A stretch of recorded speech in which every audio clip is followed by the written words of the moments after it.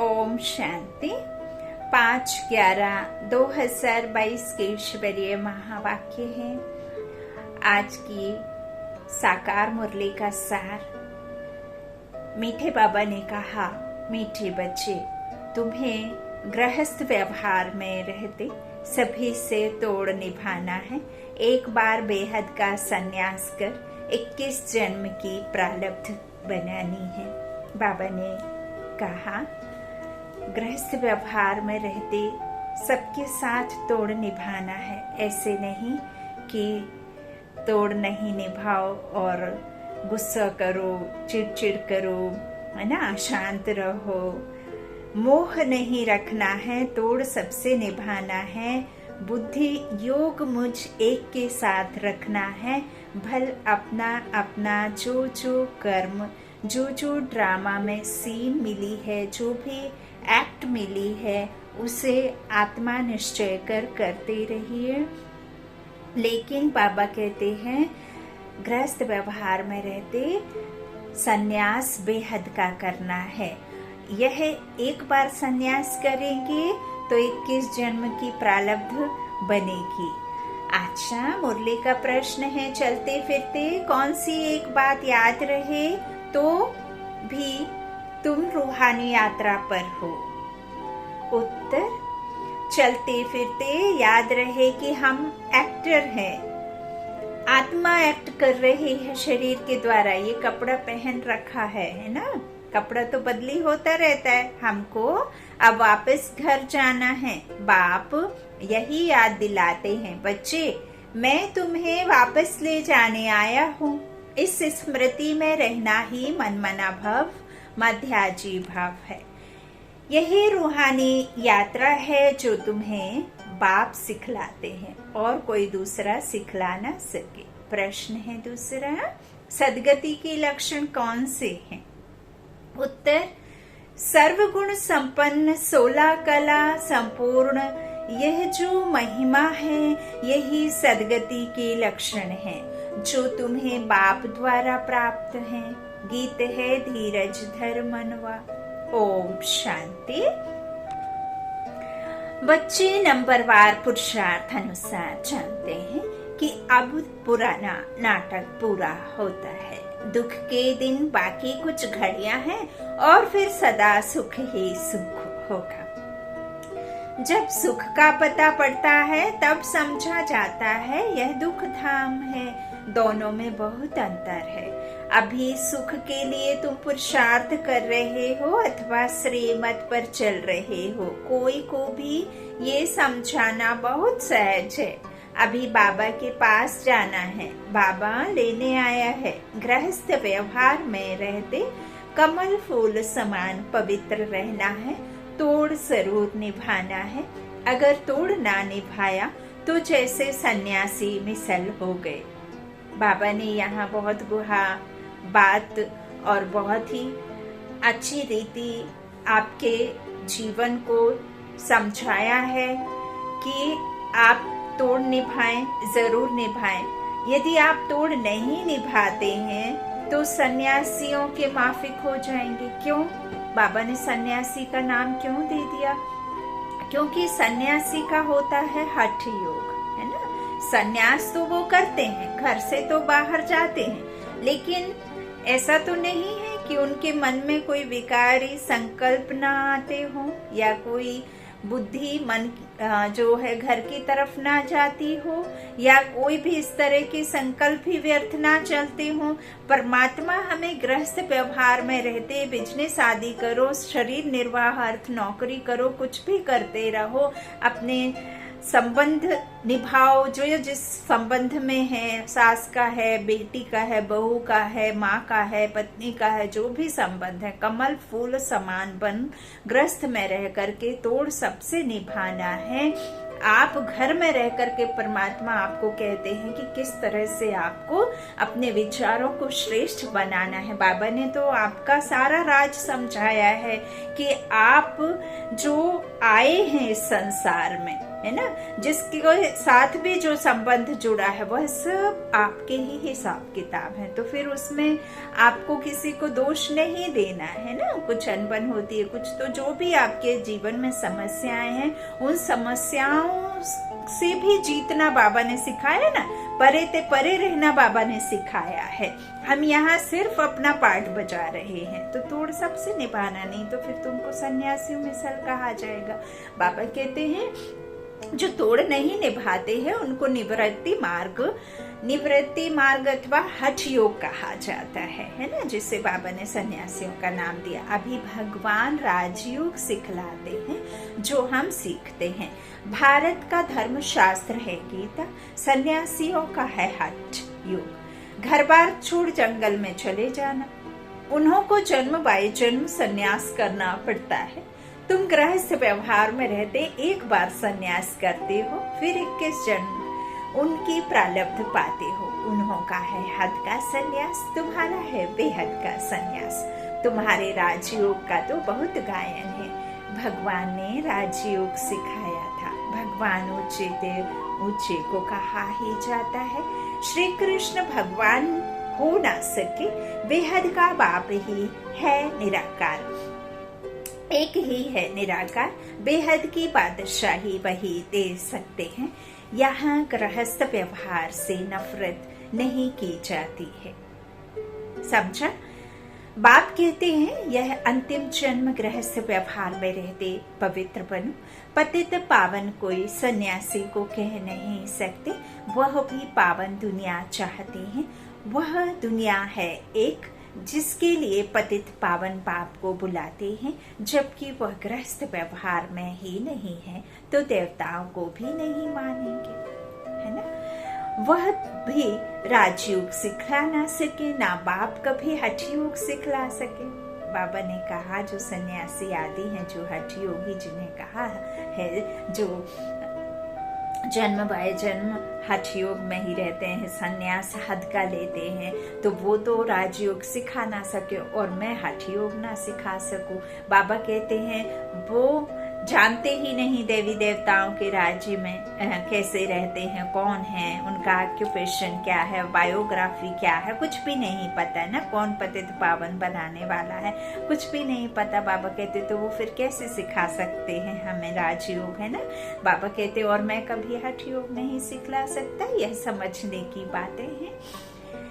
अब दिल्ली में world conference होनी है, वहाँ यह सब जाना है, लिखत में देना है। लिखत में होगा तो सब समझ जाएंगे। अब हम हैं उच्च ब्राह्मण कुल के, वह हैं शूद्र कुल के।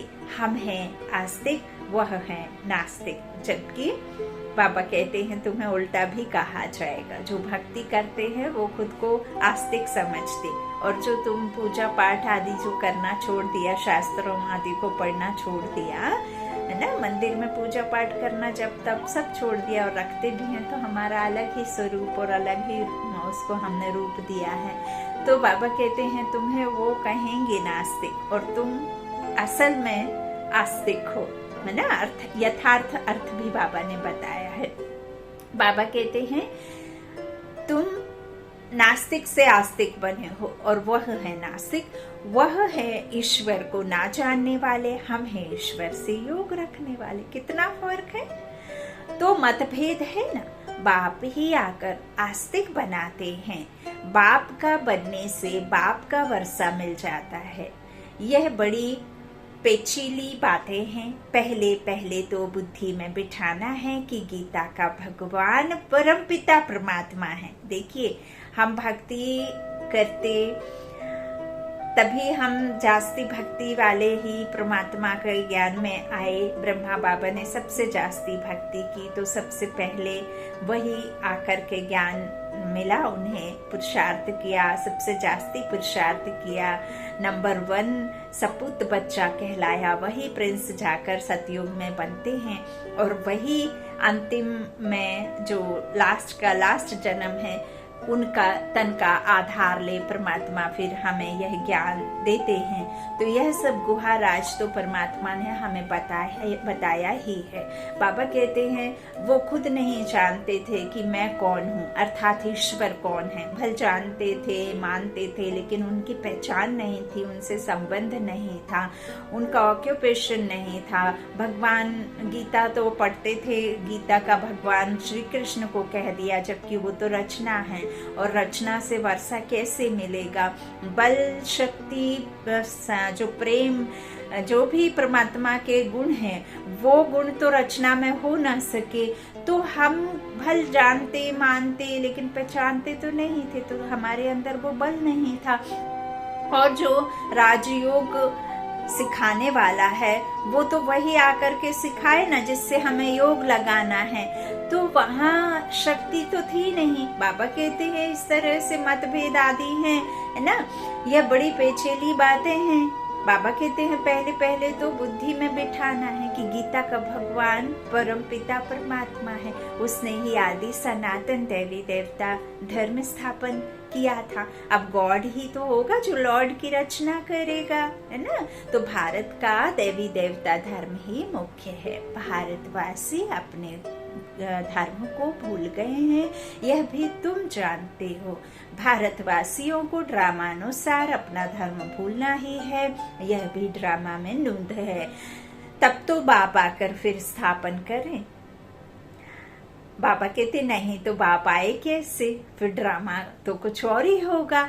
कहते हैं जब जब देवी देवता धर्म प्रायः लोप हो जाता है तब मैं आता हूँ। प्रायः लोप भी जरूर होना है, नथिंग न्यू। कहते हैं बैल की एक टांग टूट गई, बाकी 3 टांगों पर दुनिया खड़ी है। मुख्य है ही 4 धर्म। अभी देवता धर्म की टांग टूटी हुई है तो बचे 3, है ना। अब 3 से तो कैसे चलेगा। अब चौथा जो देवी देवता धर्म परमात्मा आते हैं तब तो स्थापन हो। तो बाबा कहते हैं इस तरह से 3 पे दिखाई हुई दुनिया खड़ी होती है, क्योंकि अभी देवी देवता धर्म की टांग टूटी हुई है, अर्थात वह धर्म गुप्त हो गया। इसलिए बढ़ के झाड़ का मिसाल देते हैं कि फाउंडेशन सड़ गया, बाकी टाल टालियां खड़ी हैं, जब जड़ीभूत हो गया ना। तो इनमें भी फाउंडेशन देवता धर्म का है नहीं। बाकी मठ, पंथ आदि बहुत खड़े हैं। तुम्हारी बुद्धि में अब सारी रोशनी है। बाप कहते हैं तुम बच्चे इस ड्रामा के राज को जान गए हो कि सारा झाड़ पुराना हो गया है। कलयुग के बाद सतयुग को आना है जरूर, चक्र को फिरना है जरूर। बुद्धि में रखना है कि अब नाटक पूरा है, हम जा रहे हैं चलते फिरते। यह याद रहे कि अब हमको वापस जाना है। मनमना भव मध्याजी भव का भी यही अर्थ है।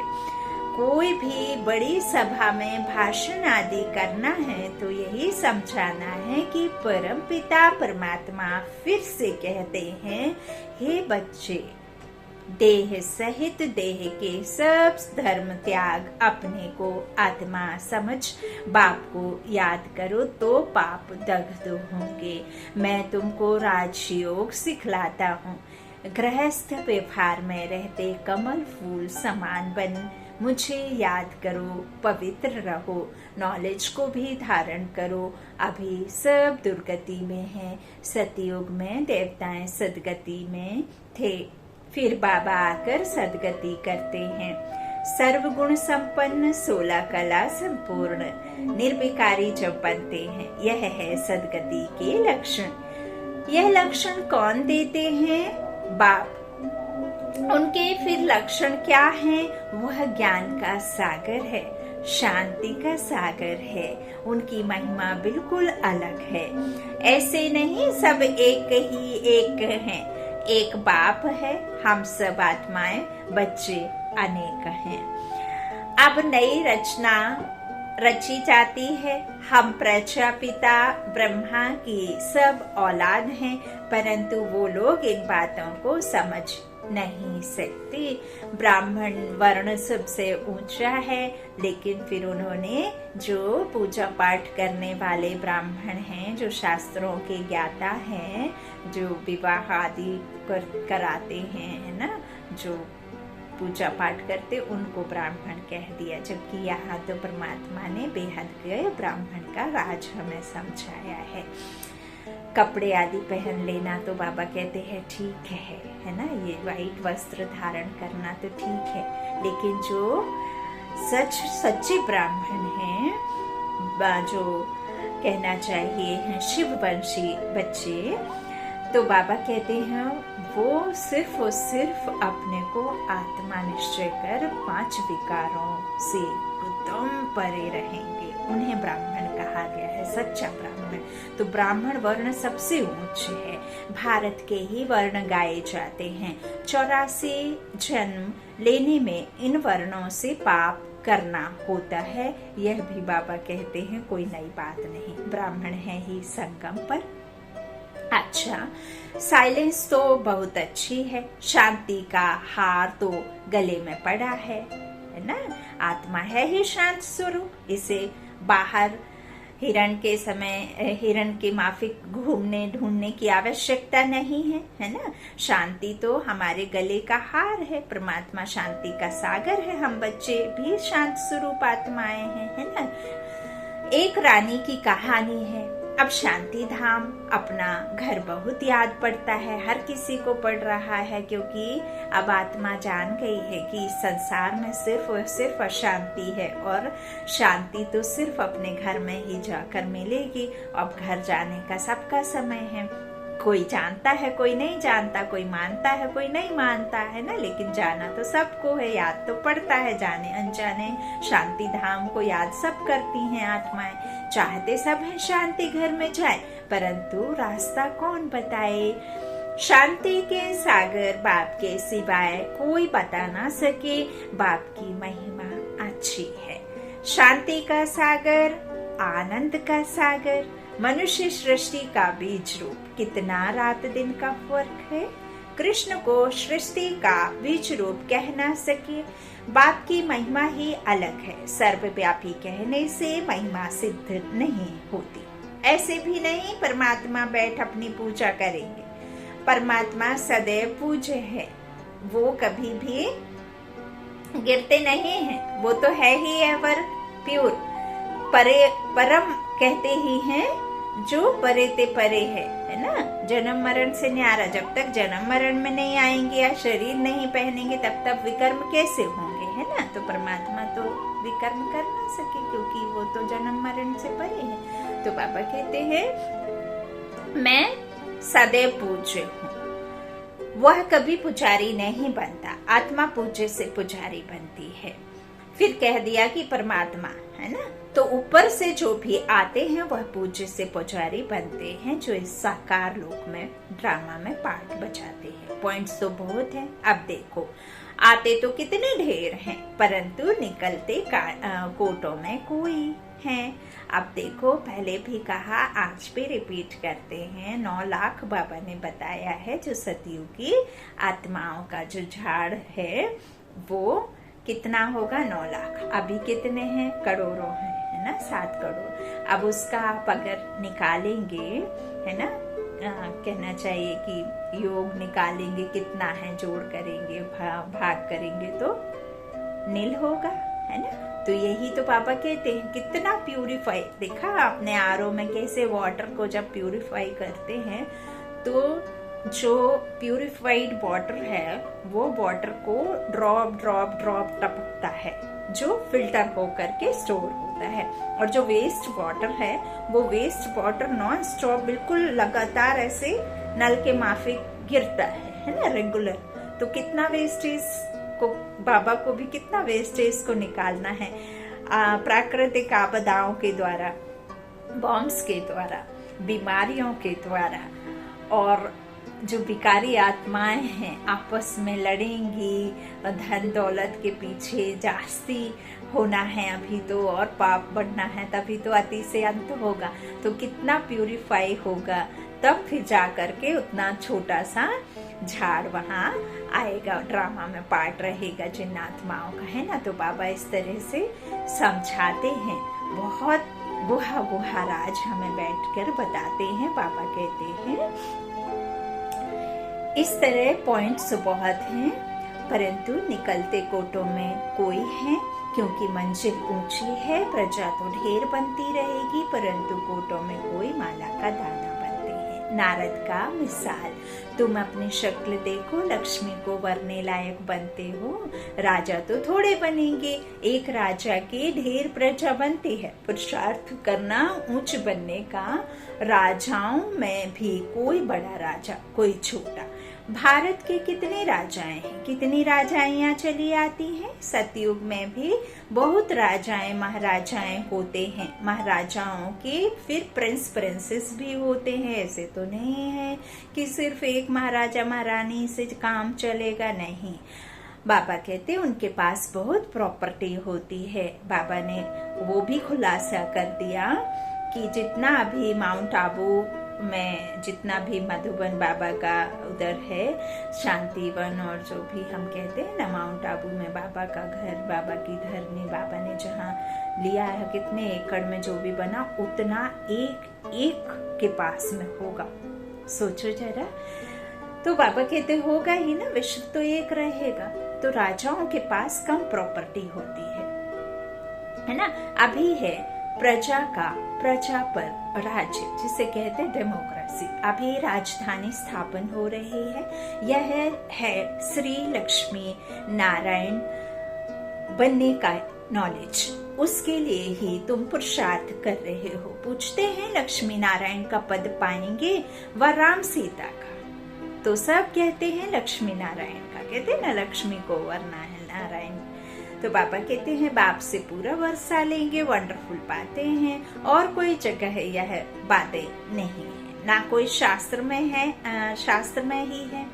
अब तुम्हारी बुद्धि का ताला खुल गया है, गोडरेज की किरणें पड़ी हैं, गोडरेज की आई है ना किरणें। बाप समझाते हैं, चलते फिरते अपने को एक्टर समझो, माया का जो लॉक पड़ा है वो लॉक को खोल, मेरी किरणों को अंदर में भरो, है ना। तो ताला खुला है अब। तो इस तरह से चलते फिरते अपने को एक्टर समझो। अब क्या समझते हो तुम, मेन हीरो, साइड हीरो, या कभी कभी आकर के एक्ट कर जाते हो वो हीरो। कौन सा हीरो बनना है तो वह आपकी मर्जी है। अब हमको वापस जाना है, यह सदैव याद रहे। इसको ही मन मना भव मध्याजी भव कहा जाता है। बाप घड़ी घड़ी याद दिलाते हैं, बच्चे तुमको वापस ले जाने आया हूँ। यह है रूहानी यात्रा। यह बाप के लिए, बाबा कहते हैं बाप के सिवाय और कोई करा नहीं सकते। महिमा तो सिर्फ और सिर्फ भारत की ही है, और सिर्फ एक की ही महिमा है। भारत की महिमा भी करनी है। यह भारत होलीएस्ट लैंड है ना। सर्व के दुख हरता, सुख करता, सबके सदगति दाता बाप का बर्थ प्लेस है, भगवान की जन्मभूमि है। वही बाप सबका लिबरेटर भी है। यह बड़े ते बड़ा तीर्थ स्थान है। भारतवासी भल शिव के मंदिर में जाते हैं, परंतु वह बाप को नहीं जानते। गांधी को जानते हैं, समझते हैं, वह बहुत अच्छा था, इसलिए उन पर जाकर फूल चढ़ाते हैं, लाखों खर्चा करते हैं। अब इस समय है उन्हों का राज्य, जो चाहे सो कर सकते हैं। यह तो बाप बैठ गुप्त धर्म की स्थापना करते हैं। भारत में पहले देवताओं का राज्य था। दिखाते हैं असुरों और देवताओं की लड़ाई लगी, परंतु ऐसी बात है नहीं। यहाँ युद्ध के मैदान में माया पर जीत पाई जाती है। हमारी जो लड़ाई है वो आत्मा की आत्मा पर ही लड़ाई है। विकारों पर जीत पहननी है, तो उसके लिए हमें योग अग्नि में ये विकार को दग्ध करना है। इसमें कोई बाहुबल, कोई अस्त्र शस्त्र प्राकर के लड़ाई करने की बात नहीं है। माया पर जीत तो जरूर सर्वशक्तिमान बाप ही पहनाएंगे। बाप ही रावण राज्य से छुड़ाए राम राज्य की स्थापना कर रहे हैं। बाबा कहते हैं बाकी वहाँ लड़ाई आदि की बात होती नहीं। अभी देखो मनुष्यों में शक्तिवान क्रिश्चियन लोग हैं कि नहीं, तो वह सब पर जीत पहन सकते हैं, परंतु वह विश्व का मालिक बने यह कायदा नहीं है। यह तो ड्रामा में ही नहीं है। इस राज को तुम ही जानते हो। इस समय सर्वशक्तिमान राजधानी कृष्ण की है, नहीं तो उन्हों की संख्या सबसे कम होनी चाहिए क्योंकि लास्ट में आए हैं, है ना। बाबा कहते परंतु तीनों धर्मों में यह सबसे तीखा है, सबको हाथ में कर बैठे हैं। और हमारे जो भारत के लाल है ना बच्चे, वो कन्वर्ट भी हो जाते हैं। लेकिन अब बाबा आए हैं ना बिरादरी को इकट्ठा करने, तो बाबा कहते हैं वह तीनों में सबसे तीखा है, सबको हाथ में कर बैठे। यह भी ड्रामा बना हुआ है। इन द्वारा ही फिर हमको राजधानी मिलनी है। कहानी भी है, दो बंदर लड़े, माखन तीसरे को मिल जाता है। वह आपस में लड़ते हैं, माखन भारतवासियों को मिल जाता है। कहानी तो पाई पैसे की है, अर्थ कितना बड़ा है। एक एक महावाक्य कितने रत्नों से भरपूर है, पद्मा पदम कमाई है ना। तो मनुष्य एक्टर होते भी ड्रामा को नहीं जानते कि मैं कहाँ से आता हूँ, यहाँ क्यों आता हूँ, मेरा क्या करने का यहाँ है। ये शरीर के बारे में नहीं, आत्मा के बारे में नहीं, कुछ भी नहीं जानते। इस ज्ञान को समझते फिर भी गरीब है। साहूकार लोग कुछ भी नहीं समझते। गरीब निवास पतित पावन बाप ही गाया हुआ है। अब प्रैक्टिकल में पाठ बजा रहे हैं। यदि दुख नहीं तो भगवान को कोई याद नहीं करेगा, और भगवान को कोई याद नहीं करेगा तो ईश्वर की पालना कैसे मिलेगी। जो सबसे जास्ती याद करते हैं उन्हें ही तो परमात्मा आकर के मिलता है। तो गरीब निवास है, पतित पावन बाप ही गाया हुआ है। अब प्रैक्टिकल में पाठ बजा रहे हैं। बड़ी बड़ी सभाओं में तुमको समझाना है। विवेक कहता है कि धीरे धीरे वाह वाह निकलेगी, लास्ट मोमेंट में डंका बजना है। अभी बाबा कहते हैं अभी तो बच्चों पर ग्रहचारी बैठती रहती है, इसीलिए लास्ट मोमेंट का सभी इंतजार करो। लाइन क्लियर नहीं है, विघ्न पड़ते रहते हैं। जितना पुरुषार्थ करेंगे उतनी उच्च प्रारब्ध मिलेगी। पांडवों को 3 पैर पृथ्वी के नहीं मिलते थे। अभी का यह ज्ञान है, गायन है, परंतु यह किसको पता नहीं है कि वही फिर विश्व के मालिक बनेंगे। प्रैक्टिकल में तुम बच्चे अब जानते हो, इसमें अफसोस नहीं किया जाता है। कल्प पहले भी ऐसे हुआ था। ड्रामा के पट्टे पर खड़ा रहना है, हिलना नहीं है। अब नाटक पूरा होता है, चलते हैं सुखधाम में। पढ़ाई ऐसी पढ़ें जो उच्च पद पाले में। अच्छा मीठे मीठे सीखी लाधे बच्चों प्रति माता पिता बाप दादा का याद प्यार और गुड मॉर्निंग। रूहानी बाप की रूहानी बच्चों को नमस्ते। हम रूहानी बच्चों के रूहानी माता पिता बाप दादा को याद प्यार और गुड मॉर्निंग। शुक्रिया बाबा, मीठे बाबा, प्यारे बाबा। धारणा के लिए मुख्य सार, पहला, किसी भी बात का अफसोस नहीं करना है। अपनी बुद्धि की लाइन सदा क्लियर रखनी है। ग्रहचारी से अपनी संभाल करनी है। माया को ग्रहचारी कहा। दूसरा, गृहस्थ व्यवहार से तोड़ निभाना है। नफरत नहीं करनी है, गुस्सा नहीं करनी है। चिड़चिड़ा करके ऐसे नहीं कि हम तो योग में हैं तो आप अपनों को प्रेम करना छोड़ दो, गुस्सा करो, है ना। उन्हें बताओ कि हम तो अब बहुत सारी बातें बाबा बताते, कमल फूल समान रहना है। आस्तिक बन, सबको आस्तिक बनाना है। वरदान है वरदानी बाप का, बड़ी दिल रख सेवा का प्रत्यक्ष फल निकालने वाले विश्व कल्याणकारी भाव। जो बच्चे बड़ी दिल रखकर सेवा करते हैं तो सेवा का प्रत्यक्ष भी बड़ा निकलता है। प्रत्यक्ष फल बड़ा ही होगा जब सेवा करोगे। तो बड़ी दिल रखकर, बड़े दिल वाले बाप के बड़े दिल वाले बच्चे हैं। बड़े दिल वाले बाप ने कहा है रूहानी सेवा करो, तो फिर प्रत्यक्ष फल भी बड़ा ही देगा ना बाप। तो कोई भी कार्य करो तो स्वयं करने में भी बड़ी दिल और दूसरों को सहयोगी बनाने में भी बड़ी दिल हो। स्वयं प्रति व साथी सहयोगी आत्माओं प्रति संकुचित दिल नहीं रखो कि अपने में तो खूब विशेषता देख रहे हो और सामने वाले जो सहयोगी आत्माएं हैं उनको थोड़ा कम देख रहे हो। जितना आप अपने को तौल रहे हो उतना उनको भी एक बाप की संतान है, हर एक में एक विशेषता है, उस विशेषता को देखते चलो, संकुचित दिल नहीं रखो। हिम्मतहीन को हिम्मतवान बनाने के लिए उन्हें भी क्या करो, सहयोग करो, तो सहयोगी बन जाएंगी। बड़ी दिल रखने से मिट्टी भी सोना हो जाती है, कमजोर साथी भी शक्तिशाली बन जाते हैं, असंभव सफलता संभव हो जाती है। इसके लिए मैं की बलि चढ़ा दो तो बड़ी दिल वाले विश्व कल्याणकारी बन जाएंगे। मैं को मारना नहीं है, मैं को जानना है, मैं से हम में आना है, मैं के राज को समझना है। देखिए, यदि आप प्रेम से किसी से 10 काम बिल्कुल कहना चाहिए अच्छे से करवा सकते हैं, लेकिन गुस्से में आप एक काम करवा पाएंगे और उसमें भी सामने वाला आपको ना जाने कितनी अंदर में बदुआ रख करके करेगा, है ना।